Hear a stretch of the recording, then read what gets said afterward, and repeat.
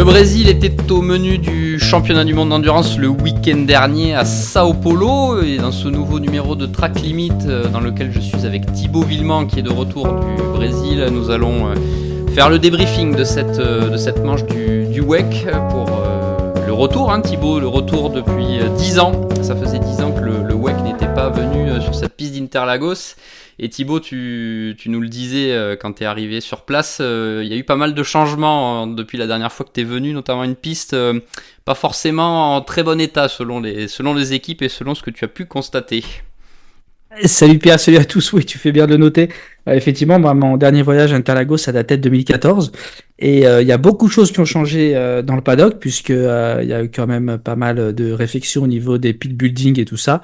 Par contre la piste elle n'a pas été resurfacée, ça avait un peu des allures de spécial de rallye par endroits. Et donc voilà, on se souvenait qu'à l'époque, elle avait été resurfacée juste avant le dernier passage du WEC à Sao Paulo, d'où un grille passé démoniaque qui avait permis à 919 hybrides de s'imposer. Mais alors là, c'était vraiment, on va dire que le WEC a ouvert cette surface et l'a clôturée puisque la piste va maintenant pouvoir être surfacée. Donc ça, c'est plutôt une bonne nouvelle parce que ça a entraîné une grosse dégradation des pneumatiques. Et bon, au final, ça a joué un rôle assez crucial sur cette 5e manche de la saison. Une manche, Thibaut, on va commencer par ça, qui a été un beau succès populaire, puisque bon, comme à son habitude, le Brésil nous a offert un public chaud dans les tribunes avec la passion. On sait que ce sont les terres d'Ayrton Senna et que les Brésiliens sont fans de sport auto. plus de 70 000 personnes, tu as le chiffre exact. 73, un peu plus de 73. Ouais, c'est ça. Ouais. Donc un beau succès. Ouais, un peu plus de populaire. 73 000, c'est bien, c'est super, c'est vraiment dans la lignée des derniers événements de la saison, puisqu'on avait, on exclut le Qatar bien évidemment, mais on a battu des records à Imola, on a battu des records à Spa, Le Mans, j'en parle pas. Donc voilà, ça confirme une fois de plus que l'endurance a le vent en poupe et c'est une super nouvelle. Il y avait vraiment une bonne ambiance et ça fait du bien de revenir sur ce circuit comme tu disais, un circuit, un lieu chargé d'histoire. Il y a du Ayrton Senna partout. C'est un pays qui vraiment qui respire le sport auto. Alors bien sûr, c'est le foot, la religion, mais vraiment c'est top d'aller sur des circuits historiques. Pas forcément une énorme histoire avec l'endurance, et encore il y a les 1000 millas du Brésil, mais un circuit chargé d'histoire, et ça c'est super important de continuer à aller sur ces pistes.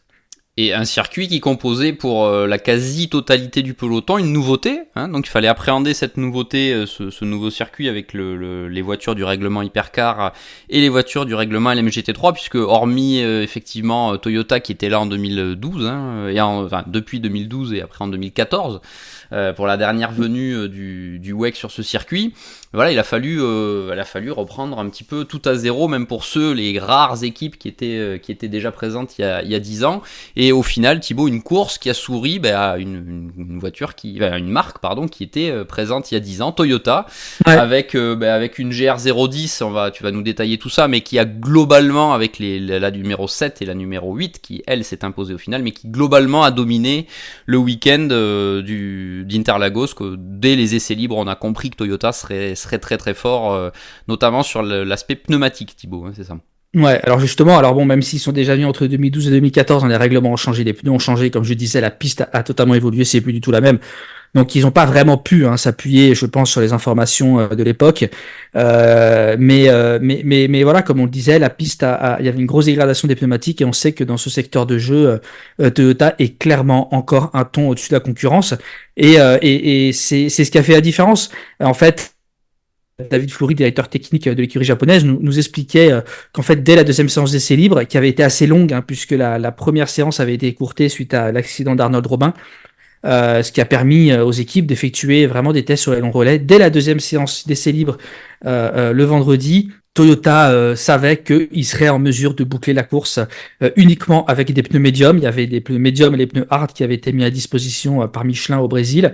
Et c'est ce qui a fait la différence, puisque les GR010 hybrides ont été les seuls à réussir à faire ça. Alors, chez Ferrari, on avance que si Toyota a réussi à boucler la course avec des pneus médiums, c'est aussi parce qu'ils ont pu les gérer, parce qu'ils avaient un avantage tel en performance pure, et c'est vrai qu'ils avaient un gros avantage en perf pure, c'est à cause de ça. Voilà, chacun voit midi à sa porte, mais ce qui est certain, c'est que encore une fois, les GR010 ont pu faire la différence grâce à des choix pneumatiques différents de la concurrence.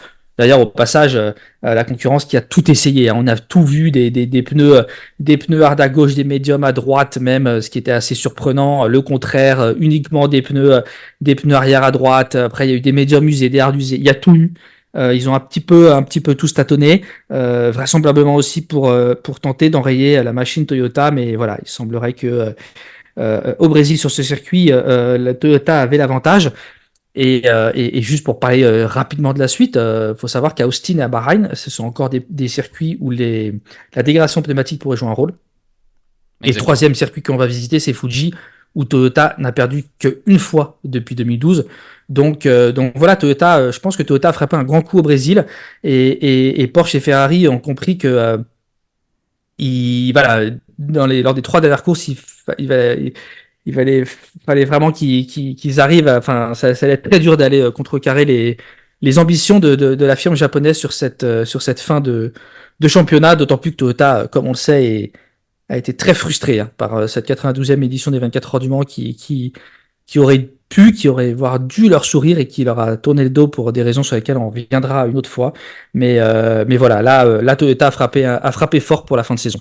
Et pourtant Thibaut, dans le clan Toyota, tout n'a pas été fluide, puisque si la Toyota numéro 7 avait pris un excellent départ et avait contrôlé le début de course, et avec un très bon Mike Conway, hein, qui faisait son retour après son accident de vélo qui l'a empêché d'être aux 24 heures du Mans, donc ça c'était aussi un point positif pour le clan japonais.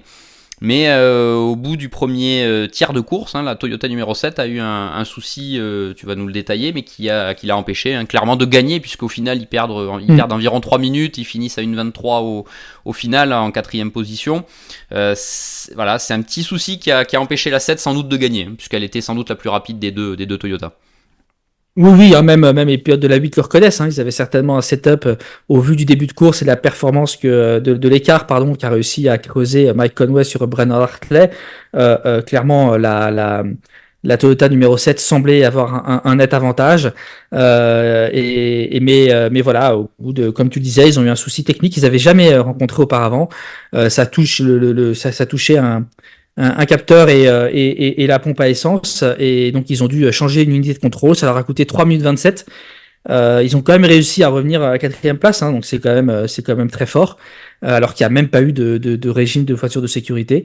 Mais oui, à la régulière, la victoire aurait dû revenir à la Toyota numéro 7, et c'est pour ça qu'on faisait on n'était pas totalement satisfait, hein, chez Toyota dimanche soir, parce que c'est la 7, hein, la mieux placée au championnat pilote.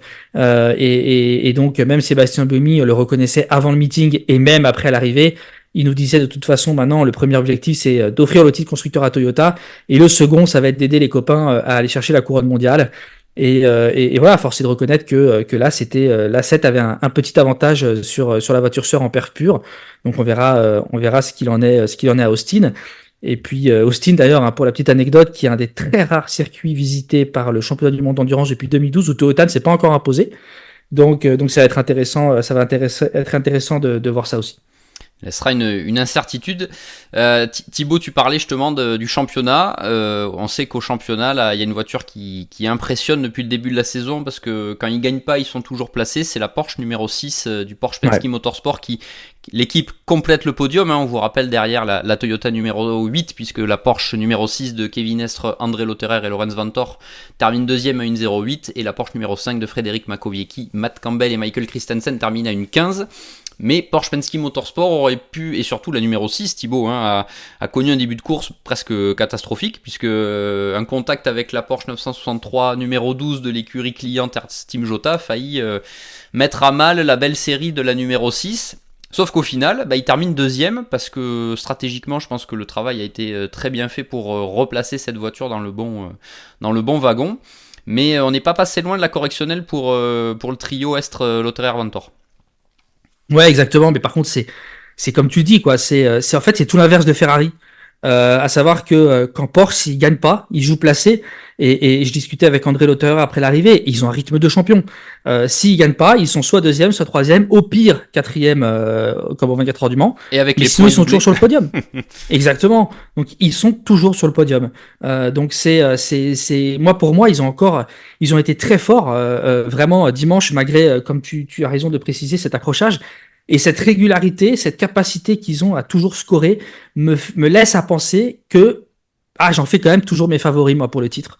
Ce sera dur hein, de résister à Toyota, mais quand je vois le rythme qu'arrive à avoir sur toutes les courses, cette régularité de la Porsche numéro 6, c'est assez bluffant.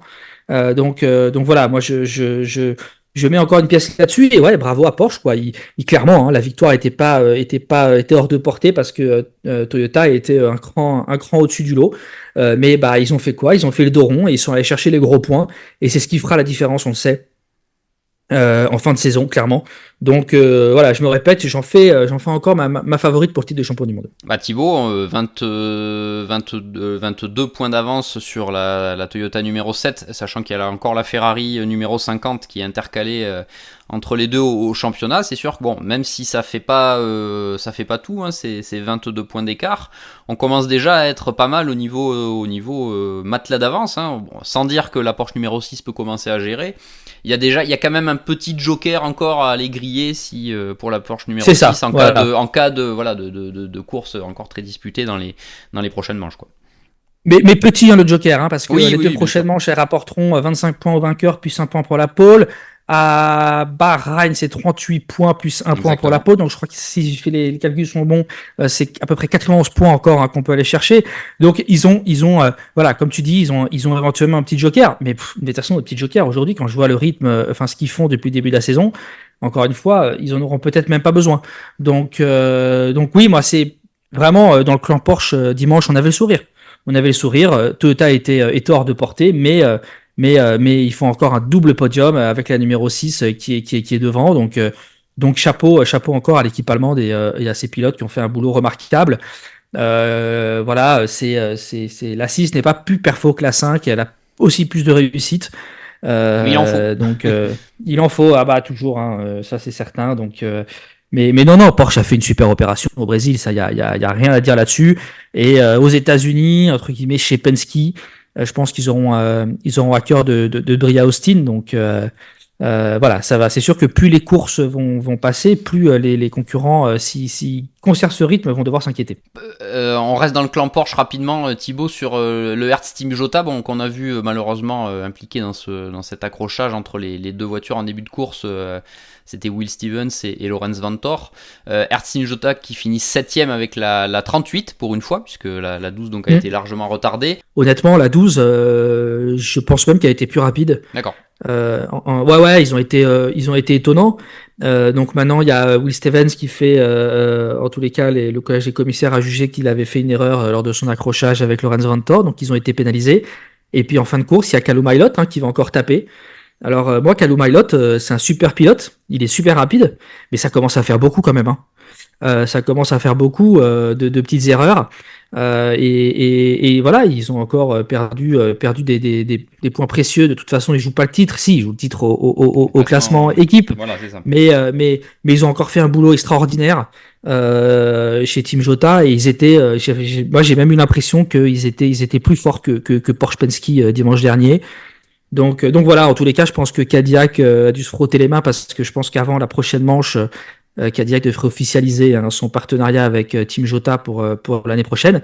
Et donc, quand ils ont vu ça, ils ont encore dû se frotter les mains. Mais voilà. En endurance, il faut aussi des pilotes qui sont fiables. Et pour l'instant, Callum Ilott, avec tout le respect que j'ai pour lui, et qui est encore une fois un excellent pilote, très rapide. Mais pour l'instant, il casse trop. On l'a vu à Imola, on l'a vu au Mans, on l'a vu maintenant ici. Va falloir qu'il gagne en constance, là où tout ce qui est le point fort d'un Norman Nato, qui a été excellentissime au Brésil, vraiment, faut le souligner, ça a été vraisemblablement le meilleur pilote de la numéro 12. Donc voilà, non, ils ont de quoi repartir frustrés. Par contre, quand tu parlais de la 38, t'as raison, Pierre, ça fait 2 courses où la 38 fait vraiment un bon job, alors que sur les 3 premières manches, ils avaient été totalement transparents par rapport à la compagnon d'écurie. Et là, au Mans et au Brésil, ils ont fait le boulot. Alors voilà, sans faire d'étincelles, sans aller claquer des tours de fou, mais ils sont là à la fin. Ils sont là, 7ème donc au général, on le rappelle pour la numéro 38. Derrière les deux Ferrari, Thibaut, bon, on va revenir sur Ferrari, vainqueur au Mans cette année avec la numéro 50. On attendait beaucoup de l'épreuve hein, qui suivait les 24 heures.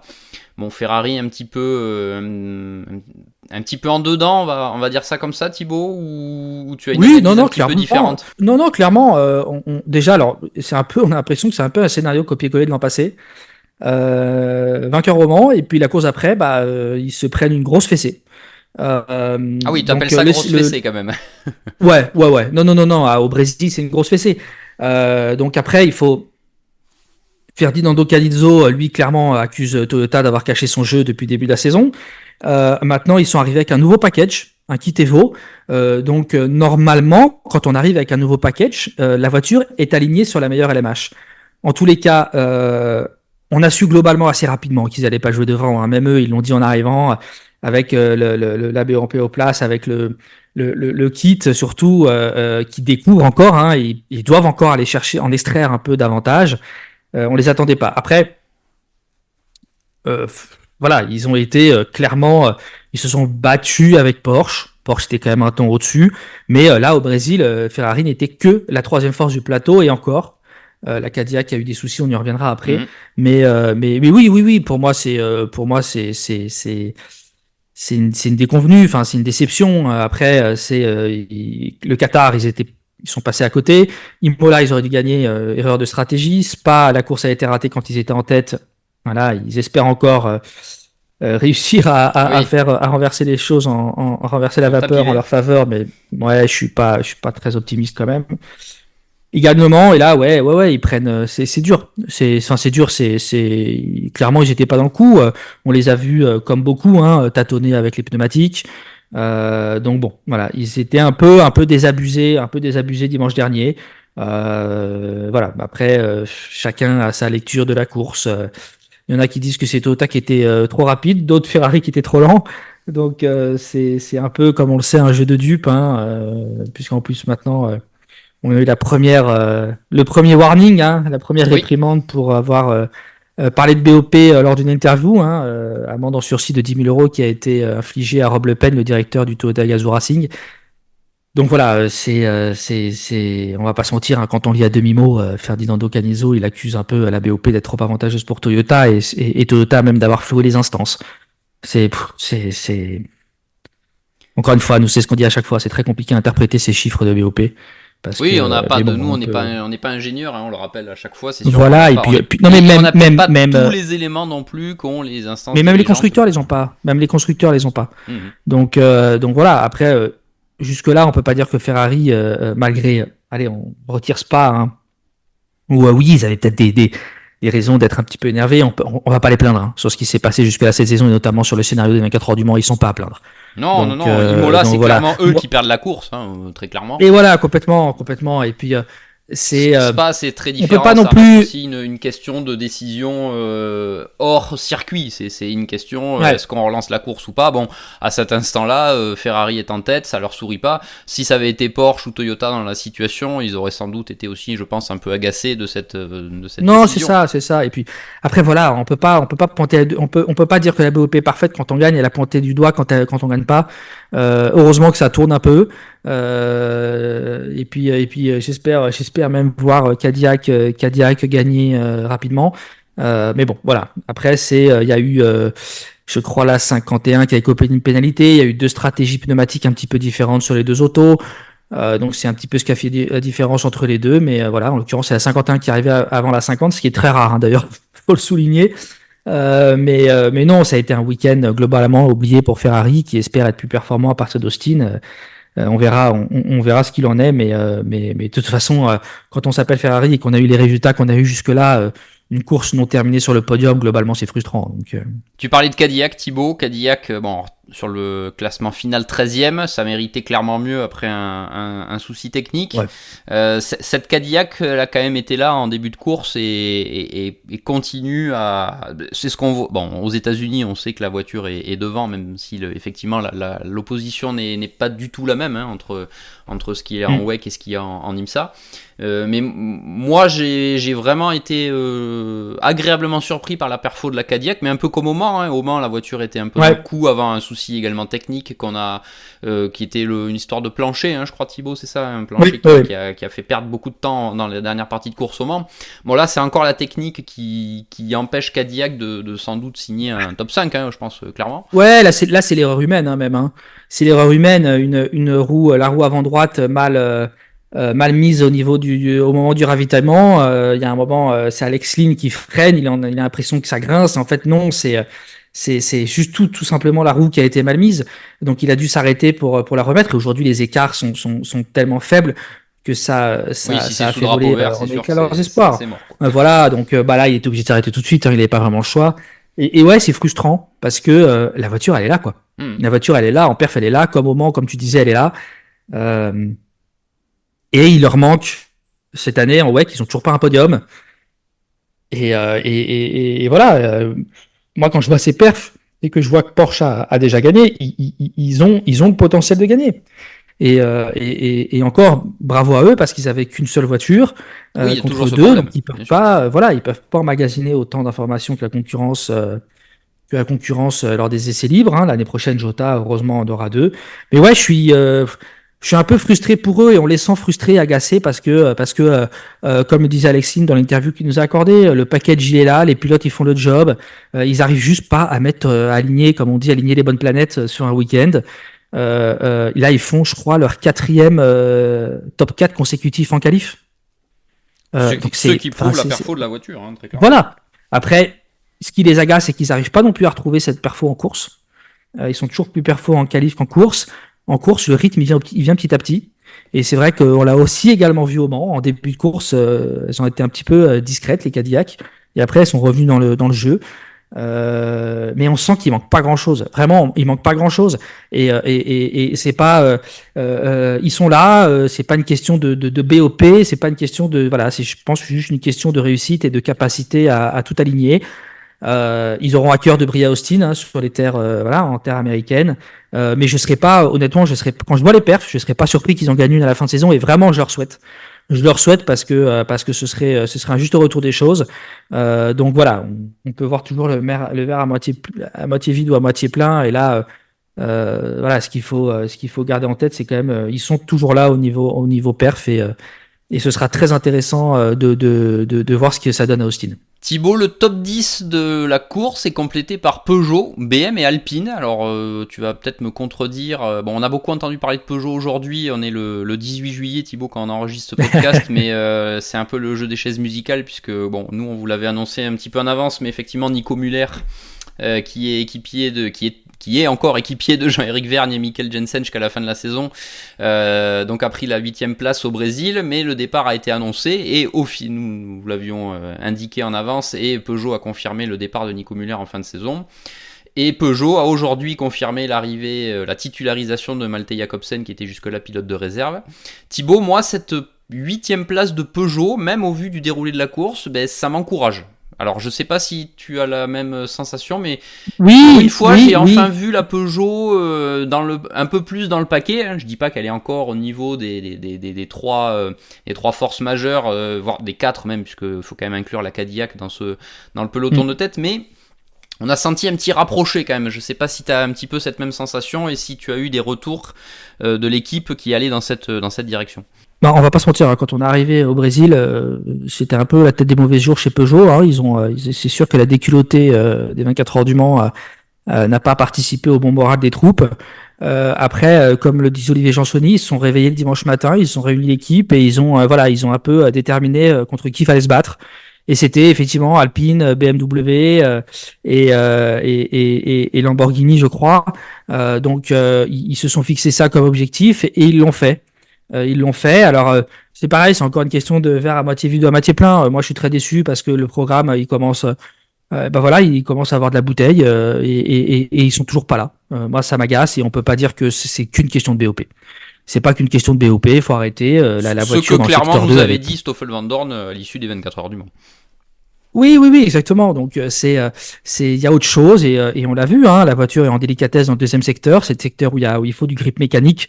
Donc c'est voilà, on va pas se mentir, c'est là où les meilleurs font la différence et notamment un Toyota ou Porsche.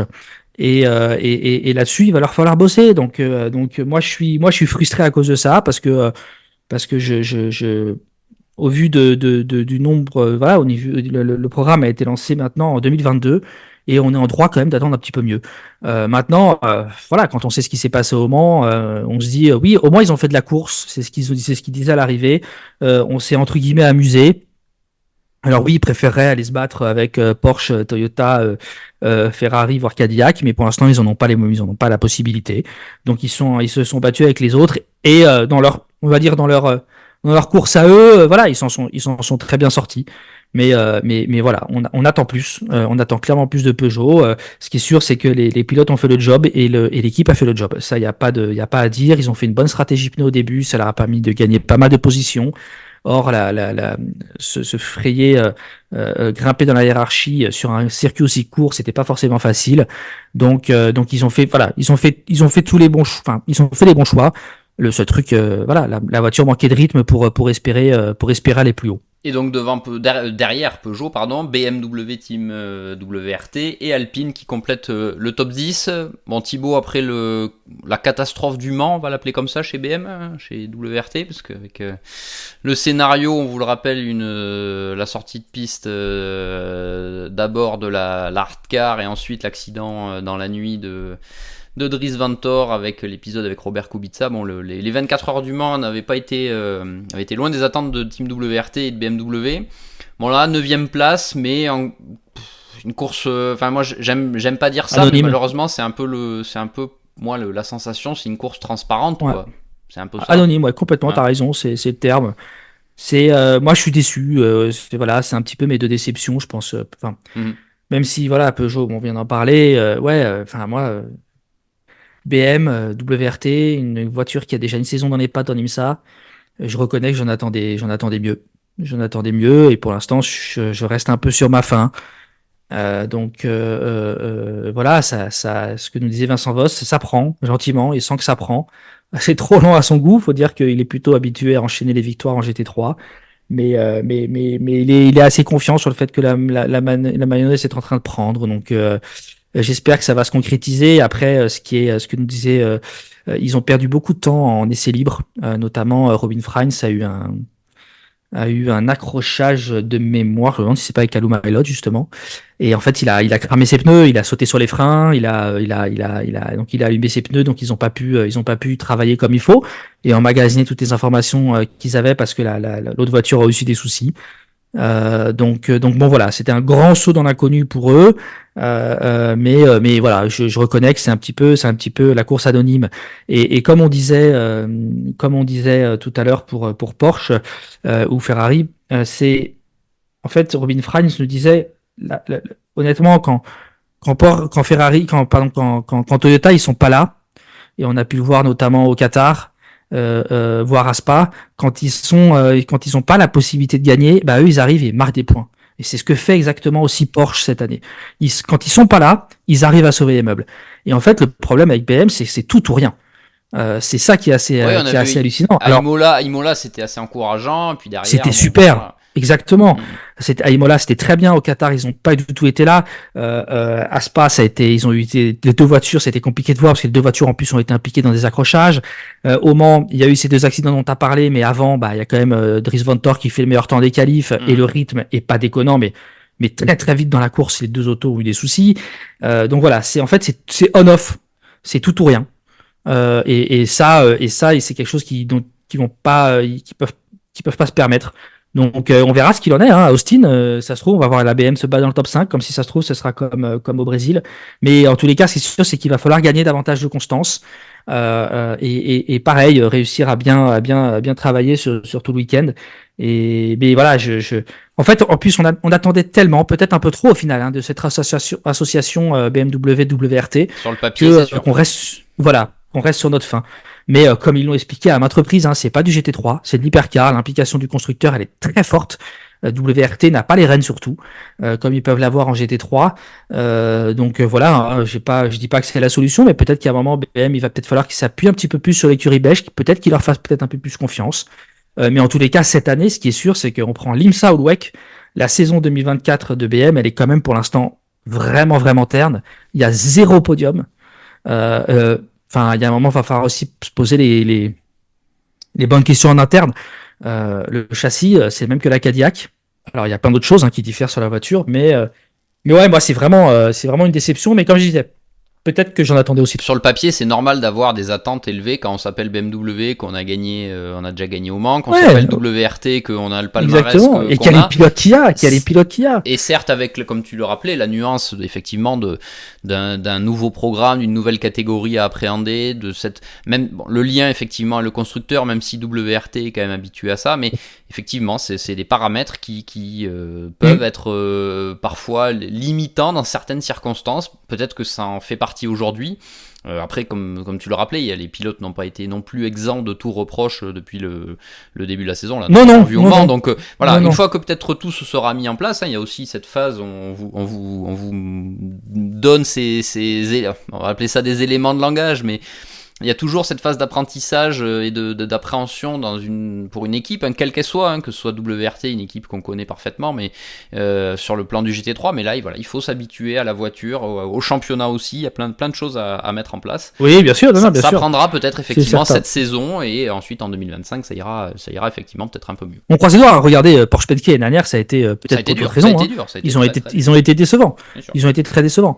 Donc et c'est tout le mal qu'on souhaite à BMW et WRT d'emprunter la même trajectoire. Ça voudrait dire qu'ils jouent les victoires et le titre l'année prochaine. Et c'est tout le mal qu'on peut leur souhaiter. Thibaut, le top 10 est complété par Alpine qui a connu pareil des 24 heures du Mans assez, on va dire, très compliqué avec, on vous le rappelle, les deux casse-moteurs. Bon, une voiture dans le top 10 à l'arrivée ici avec la numéro 36 de Nicolas Pierre, Mick Schumacher et Mathieu Vaxivière. La fiabilité un petit peu retrouvée, Thibaut, sur cette voiture. Est-ce qu'on a un peu mis le doigt sur les soucis moteurs, et est-ce que des choses ont été entreprises déjà, ou on n'est pas encore les choses ont été Non, on n'est pas là-dedans. Ça a été, le travail a été entamé depuis très longtemps, même depuis avant les 24 heures du Mans, parce que les soucis qu'ils ont rencontrés, c'est pas la première fois qu'ils les ont rencontrés. Ils les ont rencontrés même assez tôt en essai, mais il s'agit de pièces fabrication sont assez longs. Donc là, on a eu des voitures qui étaient strictement à celle des 24 heures du Mans. Comme le disait Philippe Sino, ils ont croisé les doigts durant toute la course pour pas que ça casse. Après, voilà, le circuit d'Interlagos, il est quand même moins exigeant pour les moteurs que celui des 24 heures du Mans. Il y a énormément de charge. Donc voilà. Mais après, ce qui s'est passé au Mans, comme il disait, ça aurait été arrogant de dire qu'on était confiant sur la fiabilité. Donc voilà. Après. Et d'ailleurs, c'est le moment de dire que c'est quand même très encourageant quand on voit à quel point c'était serré. Ils ont pas raté les perpos de beaucoup chez Alpine, donc ça se joue à pas grand chose. Et surtout, ils avaient un objectif, c'était de juste, comme le disait Philippe Sino, de reprendre une dynamique positive. Reprendre une dynamique positive parce que ils ont eu le Mans a un peu brisé la montée en puissance de l'équipe. Ils s'attendaient pas à briller à Sao Paulo. Pour l'instant, ils ont énormément travaillé les circuits rapides parce qu'ils ont préparé le Mans. Mais comme il le disait, maintenant, il va falloir aussi travailler sur les autres circuits.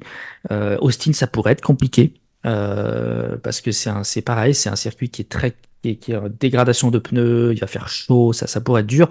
Mais ils ont pour satisfaction d'avoir amené les deux voitures à l'arrivée, et ils ont pour satisfaction d'avoir repris cette dynamique positive, et ils ont beaucoup appris. C'est ce que nous disait Nicolas Lapierre.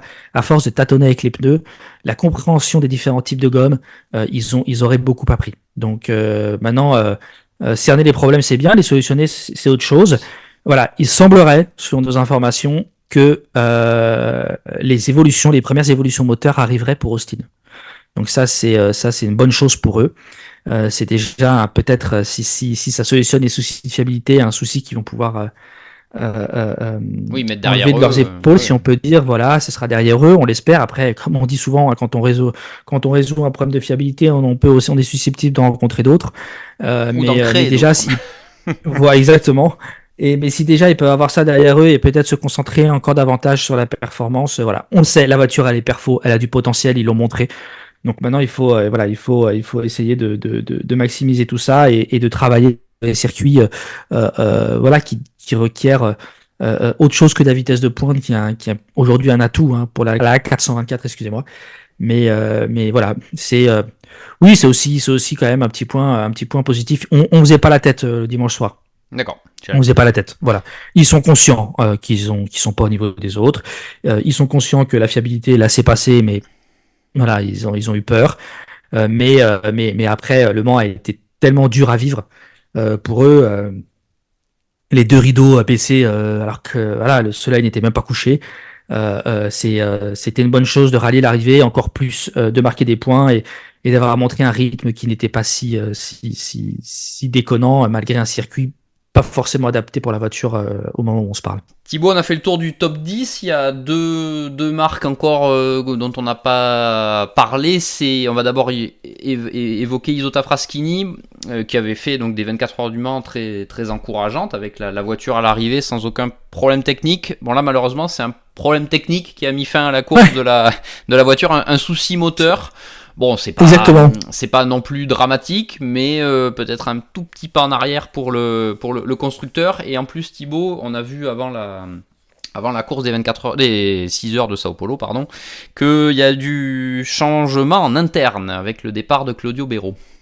Oui, voilà, il y a Claudio Béraud qui gérait tout la section sport chez Isota qui est parti, qui a été remercié, qui a été remplacé.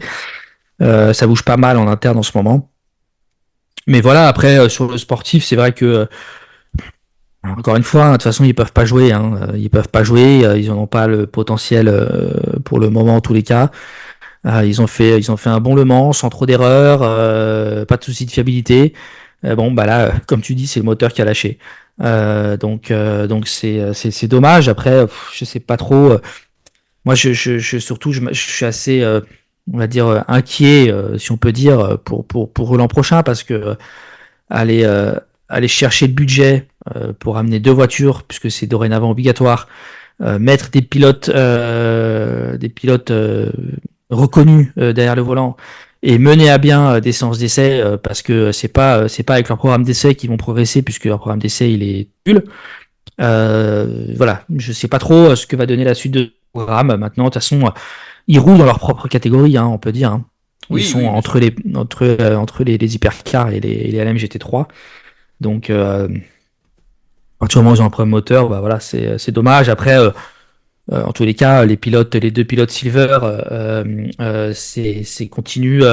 va dire, continuent à progresser. Ils ont été assez irréprochables aux 24 heures du Mans, et là, j'ai pas non plus souvenir qu'ils aient fait beaucoup d'erreurs. Donc ça, c'est encore une chose assez positive de ce côté-là. Et la dernière marque, une autre marque italienne, Thibaut, Lamborghini. Là, par contre, aussi, course beaucoup plus compliquée qu'aux 24 heures du Mans pour Sant'Agata Bolognese. Il va falloir aussi passer la surmultiplier, parce que on attend aussi deux voitures l'an prochain, forcément, pour la marque. On voit qu'en IMSA, c'est pas encore ça tout à fait. Il va falloir passer la vitesse supérieure, Thibaut, pour Lamborghini dans cette deuxième partie de saison. Disons qu'ils ont encore ils ont encore pas mal. Il faut qu'ils bossent sur le poids. Oui, c'est un gros problème. Exactement. Après, je crois que il y a eu une crevaison. Ils ont eu pas mal de petits de petits pépins, mais la dégradation qui a été compliquée, mais en même temps la voiture à partir du moment où elle est trop lourde, bah le poids c'est quand même un ennemi. Voilà, c'est un peu complexe pour eux, et puis après je crois qu'il voilà, il y a eu je me demande s'il n'y a pas eu des pénalités aussi, donc voilà, faut bosser, mais c'est pas comme on disait pour Alpine, il y a des pièces qui sont longues en fabrication, et là, leur premier objectif, c'est vraiment de gagner du poids. Il le faut. Donc, sans ça, ils pourront jamais se mêler à la lutte, hein, parce qu'ils arrivent même pas, encore une fois, à être au poids que leur autorise la BOP. Donc voilà, ils ont montré au moment que la voiture était fiable. À eux maintenant de bosser pour la rendre plus performante. Ça passera certainement par des jokers, ça c'est certain, mais voilà, après C'est compliqué, hein, mais cette catégorie hypercar est compliquée. Il débarque quasiment de rien. Tout le monde apprend aussi à se connaître. Donc c'est la mission elle est complexe, hein, vraiment. Donc mais bon, en tous les cas, il y a des personnes de talent en interne. On connaît les qualités de Préma. Les pilotes sont là et voilà. Et puis mais le rythme est vraiment, ils sont encore très loin en rythme. Alors c'était un petit peu, on faisait le parallèle avec Alpine parce que c'est des deux constructeurs qui sont un petit peu près sur le même planning. Alpine, eux, globalement, ils ont montré que sur certains tracés, ils pouvaient être rapides, mais la fiabilité pêche. Chez Lambeau, c'est un petit peu le contraire. Voilà, maintenant, on va voir où est-ce qu'ils se situent. Je m'attends pas à voir Lamborghini briller d'ici la fin de la saison. Par contre, j'attends dès début de saison prochaine autre chose. Voilà. Donc mais voilà, là, avec le poids, les pneus, la dégradation des pneus et tout, et des descentes et des montées avec une voiture lourde, le Sao Paulo, c'était pas fait pour eux. On a fait le tour, Thibaut, de l'hypercar. On va passer au LMGT3 où, aux surprises, la Porsche numéro 92 a fait encore des siennes. Thibaut, Alex Malikin, Joel Sturm, Klaus Bachler, on le dit, on le répète depuis le début de la saison, font partie des favoris. Et cette course brésilienne a encore, je pense, un peu plus appuyé nos propos, puisque le trio s'impose largement face à la concurrence, emmené cette fois par The Art of Racing et l'Aston Martin Vantage numéro 27 de Ian James, Daniel Mancinelli et Alex Riberas. Et on va y revenir effectivement. Une bonne prestation des deux McLaren United Autosport, la première vraie belle prestation de ces deux voitures, avec le podium pour Josh Cahill, Nico Pino et Marino Sato. Thibaut, on revient rapidement sur Mantei Pure Racing. Que dire Que dire, j'ai envie de te demander. Globalement, la catégorie LMGT3, c'est assez... c'était même pas, on les a passés parmi les favoris, c'était nos favoris, la 92, parce que on prenait trop le talent d'Alex Malikin. Mais Mantei fait un super boulot, parce que la 91, ouais, pour le coup, c'est l'abandon de la catégorie. Yasser Shahin. Oui, alors elle a pour le coup une prestation à oublier pour le pilote. Ah oui, alors ça lui complètement. Très clairement. C'était les autotamponneuses et c'est lui qui a laissé des plumes le plus. Mais et puis au final, ça fait vraiment les affaires d'ailleurs de la 92 puisqu'au championnat ils prennent 25 points d'avance sur eux. C'est ça. Donc c'est assez conséquent. Non, à Manta, ils sont à 4 victoires sur 5. Hein. C'est ça. Ça fait mal pour les autres.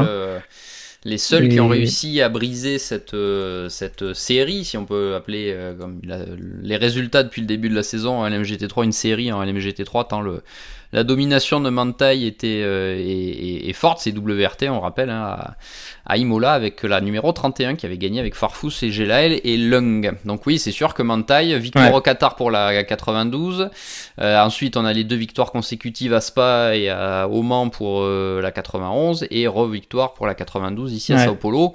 Mais en plus des 2 victoires pour la 92, il y a 3ème place à Imola et 2ème place à Spa. Donc c'est sûr que... à Spa, donc... dans le scénario qu'on connaît de fin de course à la consommation. Donc, le seul accro de la course, c'est Oman en fait. Ouais, mais sur une course, ils comptent double et malgré ça, ils sont en tête. C'est ça. Donc, on va pas se mentir, à la régulière, ils sont intouchables. Si les pilotes ne font pas d'erreur et la voiture est fiable, après la mécanique, entre guillemets, n'est pas une science exacte, mais la 92 sera intouchable. Ça, c'est clair. Donc, ça va être vraiment compliqué. Là, on voit notamment, là, il y a la WRT qui a 74 points, la numéro 31 dont tu parlais à l'instant, et derrière ils sont à 45 points déjà. Hein. Ouais, et puis en plus la concurrence à 45 points. La concurrence est pas régulière puisque un coup c'est WRT dans le coup, un coup c'est The Art of Racing qui termine 2ème pour la 2ème fois de la saison après le Qatar. Donc entre les poursuivants, ils se mangent des points, on va dire ça comme ça. Du coup, c'est sûr que ça aide pas pour essayer de resserrer l'écart au championnat, puisque au Mans, c'est la Ford Proton qui avait terminé 3ème derrière la numéro 91 du Mantei Emma et la BMW de Team WRT. Donc là, c'est sûr on va dire que sur la fin de saison, la 92, ils ont presque juste on va dire à terminer et à gérer sur le rythme. On sait qu'ils sont largement dans le coup. Donc en fait, on a vraiment une triangulaire entre la 92, la 91 et la 31 et le reste du monde. C'est ça. Donc voilà. Donc c'est voilà. Par contre, ce qui est chouette, c'est que comme tu le disais en préambule, United Autosport qui fait troisième et quatrième, performant au Mans, la satisfaction. Hein. La Ouais, ça c'est vraiment, d'ailleurs c'est pas pour rien qu'on leur a décerné la performance du week-end avec 2 barres automobiles. C'est vraiment super prestation d'United et des deux McLaren. Bon, c'est entre guillemets la mauvaise qui est sur le podium, puisque Nico Costa, l'un des 2 seuls pilotes locaux, fait quatrième, mais il était, je peux vous dire qu'il était aux anges après l'arrivée. Donc voilà, après moi la déception elle vient encore de Vista F-Corse, alors qui vraiment manque de réussite, mais qui court toujours derrière un premier podium. Moi, si on m'avait dit ça au début de la saison, que AF Corse, après, au bout de la 5e manche, ne serait toujours pas monté sur un podium en MGT3, je n'y aurais pas cru. Et puis voilà, honnêtement, BM a fait ce qu'il pouvait. Pareil, c'est pas un circuit pour la voiture, le poids, machin, c'était vraiment dur, et ils ont vraiment maximisé leur potentiel. Et grosse déception pour les Iron Dems, hein, encore une fois, qui ont été perfos, une nouvelle pole de Sarabovi, un début de course en tête, et puis là encore un souci mécanique qui met fin aux espoirs de la Lamborghini numéro 85. Et Thibaut, dans le peloton LMGT3, on a perdu une voiture d'entrée de jeu. Dès les essais libres 1, c'est la Lexus numéro 78 Audi ASP, après une grosse sortie de piste de Arnold Robin, qui a été emmené, qui était extrait de sa voiture par précaution, et qui ensuite a passé des examens, et bon, qui se sont révélés négatifs, hein, puisqu'il n'y avait pas de grosses blessures pour le pilote français. Par contre, c'est malheureusement un gros revers pour l'équipe de Jérôme Polican, parce que il y avait quelques bonnes quelque chose à faire sans doute après des 24 heures du Mans qui avaient été plutôt encourageantes avec la Lexus. Bon, là c'est sûr que de perdre la voiture avant le réel début du week-end, ça a dû être compliqué dans le clan français. Oh c'est sûr, ça a été dur. Puis c'est une voiture, on sait qu'elle est dure avec les pneus, donc à Sao Paulo c'est encore pire. Mais là voilà, il perd une voiture. Le pauvre Arnaud Robin, il est pour rien. Il y a eu un problème de frein, il a tapé très fort. Hein. La séance a été interrompue. Mais il est pas reparti, d'où effectivement ce que tu disais, la prolongation des EL2 c'est dans ça. La foulée, ouais. Donc c'est une saison compliquée pour Acodis. Alors que bon, il y a rien qui l'explique, quoi. L'équipe est performante. Et les équipages ils sont plutôt bons. Il y a des bons pilotes dedans. Hein. Oui, on a vu Esteban Masson notamment qui a été à son avantage durant le voilà, Esteban Masson qui confirme le bien qu'on pensait de lui. José Maria Lopez, il a encore prouvé 24 heures du Mans que c'était un excellent pilote. Kelvin Van der Linde, on n'a pas besoin de le présenter. Mais bon, voilà, on attend encore un résultat probant de leur part. Voilà, fait peut-être un petit coup de pouce aussi à un moment côté BOP. Mais en tous les cas, le week-end, oui, il a été très mauvais, parce qu'en plus, on sait que la voiture, elle est vieillissante, il n'y a pas beaucoup de châssis, donc il faut tenir jusqu'à fin 2025. Donc, et l'arrivée de la nouvelle auto. Ça va être donc un week-end, ouais, un petit peu, vraiment un week-end à oublier pour l'écurie de Jérôme Polican. Ford est un petit peu rentré dans leur rang après le podium des 24 heures du Mans. 7ème place pour le trio Barker, Hardwick, Robichon, et par contre, seulement une 13ème place dans la classe pour Denis Olsen, Mikkel Pedersen et le revenant Thibaut Christian Ried, qui a repris du service pour ce meeting. Bon, un petit peu avec une Ford encore un peu jeune et un circuit vraiment nouveau. Hein. Bon, il y avait peu de chances que la Ford se montre aussi à son avantage qu'au Mans. Exactement, ça, on peut reprendre le track limit post 24 heures du Mans. C'est quand il s'agit de grande ligne droite, de gros freinage, de tout ça, ça va. Quand il commence à falloir, quand il faut amener de la vitesse dans les virages, c'est plus compliqué pour la Mustang, qui est encore une voiture qui est très jeune, qui va encore falloir développer. Donc l'équipe globalement a fait le job. 7ème, c'est plutôt bien, hein, pour la 77. Maintenant voilà, hein, l'autre ça a été compliqué. Hein. Il y a Christian Ried qui débarque au dernier moment. Il avait jamais roulé dans la voiture. Je vous promets, ça a beau être la sienne, il a jamais roulé dedans. Il l'a découverte vendredi dernier. Il n'a pas vraiment eu trop le choix parce qu'il a été averti très tard de l'absence de Giorgio Roda, hein, qui sera de retour pour Austin. Et le pauvre, lui, c'est la meilleure solution qu'il avait, en fait. C'est la meilleure solution qu'il avait, parce qu'il a essayé d'autres avec des pilotes. Ouais, non, puis il a en fait, les autres pilotes sur lesquels il aurait pu s'appuyer, ils étaient en IMSA, puisqu'il y avait une manche de l'IMSA en même temps. Donc ça a été, à la fin, vu le temps à partir, il a fait bon, je le fais. voilà, un peu par défaut. Je le fais, sauf que il avait, je crois, roulé une fois dans sa vie dans une GT3. Et on sait très bien qu'il aime pas ça. Oui, il avait Il aime pas clairement la dit, DS. c'était un Ouais, de ses, comment dire, de ses arguments pour ne pas avoir repris le ouais, volant ouais, cette année. il aime pas ça et il a toujours mis un point d'honneur à ne même pas essayer la voiture en essai privé. Donc voilà, la partie s'annonçait compliquée, elle a été. Donc bon, on verra. Mais ce qui est sûr, c'est qu'il y a encore beaucoup de choses à faire sur cette voiture qui est encore jeune et qui a une marge de progression forcément très conséquente. Elle a été conçue par Multimatic, hein, donc je peux pas croire que la base ne soit Soit pas bonne, hein. mauvaise, oui, bien sûr. Mais voilà, il y a du taf, il y a du taf. Après, moi pour conclure là, c'est la déception, c'est encore Corvette. C'était le dernier point, et j'allais te dire, parce que Voilà. sur le même week-end, on a vu Corvette être très performant à Mosport, Ouais. puisqu'ils ont fait le doublé en IMSA, avec, pour la petite anecdote, la quatrième place d'une Ford aussi, donc la preuve que la voiture peut être performante. Alors certes, c'est pas du tout les mêmes circuits, pas du tout les mêmes championnats et mêmes conditions, mais on a vu la Corvette qui s'est imposée aux États-Unis en GT World Challenge America, on voit la Corvette qui s'impose en IMSA, mais c'est vrai qu'avec TF Sport, c'est très compliqué depuis le début de l'année. Bon, là, il y a une 8ème place pour Rui Andrade, Charlie Eastwood et Tom Van Rompuy, mais il y a encore un abandon pour Sébastien Baud, Daniel Juncadella Ouais. et Hiroshi Koizumi. Donc, ouais, je pense que tu es un peu sur la même longueur d'onde. Moi Corvette, c'est vraiment la grosse déception depuis le début de l'année, en WEC en tout cas. Ouais, ouais, complètement. Corvette TS Sport. Tout à l'heure, on parlait de BMW RT. Corvette TS Sport, ça a aussi tout pour marcher. C'est ça. Et pour l'instant, ça marche pas. Donc la voiture, effectivement, semble un peu fragile encore. Mais voilà, après, on a quelque chose en GT3 cette année et je sais que ça va être un gros débat dans les semaines à venir pour 2025. Une disparité de pilotage entre les pilotes bronze qui est conséquente. Et aujourd'hui, en fait, BOP ou pas, le pilote bronze a un impact qui est colossal sur le résultat. Et on le voit, un Hiroshi Koizumi, bah c'est loin d'être le meilleur. A contrario, bah, vous avez Sarah Bovy, ça aide bien. Alors, elles n'ont pas de réussite, donc elles n'arrivent pas à transformer ça par des victoires ou trop de podiums en LMGT3, mais ça change tout. Et puis, on parlait d'Alexander Malikin, et puis Yann James, mine de rien, bah, il progresse bien. Chez United, c'est pareil, ils ont des bronzes qui sont bien. La 31, Darren Lung, il est fort. Bon, un peu lourd. Il fait 120 kilos, je crois, donc ça lui porte préjudice. Mais clairement, il a prouvé en British GT cette année qu'il savait vraiment tourner le volant. Et ouais, la prépondérance prise par la performance du bronze sur le résultat final, elle est colossale. Elle est absolument colossale. Voilà, un Hiroshi Koizumi, je pense qu'il lui en manque. On parlait de Christian Reed qui découvrait la voiture. C'est un peu, ça peut être complexe.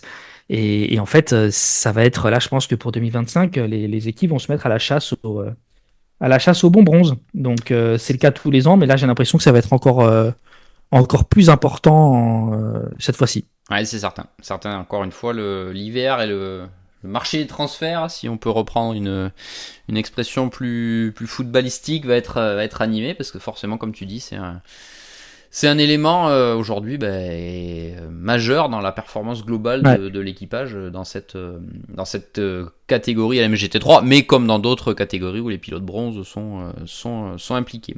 C'est certain. Bien sûr. Vas-y, Juste pour pardon, terminer sur excuse-moi. GT3, je crois que maintenant on a plus que deux constructeurs, hein. Enfin, trois constructeurs qui n'ont pas goûté au joie du podium cette année. Bah, il y a TF, si je dis pas de bêtises, Donc il y a Corvette avec Cor- TF, exactement. Corvette, Il y a Lexus Codis, Lexus et Ferrari. et Ferrari avec Vista F Corse, effectivement. Voilà. Le meilleur Sinon, résultat maintenant de que- voilà. la AF Corse, de Vista F Corse, pardon, cette année. Une 4ème place pour la voiture de François Heriot, Simon Mann et Alessio Rovera à Imola, 4ème. Il y aura Exactement. encore du boulot pour l'équipe d'Amato Ferrari en LMGT3. Thibaut, on a fait le tour de ce classement, de ce résultat et de ce scénario des 6 heures de Sao Paulo, donc l'épreuve qui revenait au calendrier du championnat du monde d'endurance cette année. Thibaut, il reste déjà plus que 3 courses, hein. Mine de rien, on avait franchi le cap de la mi-saison au soir des 24 heures du Mans.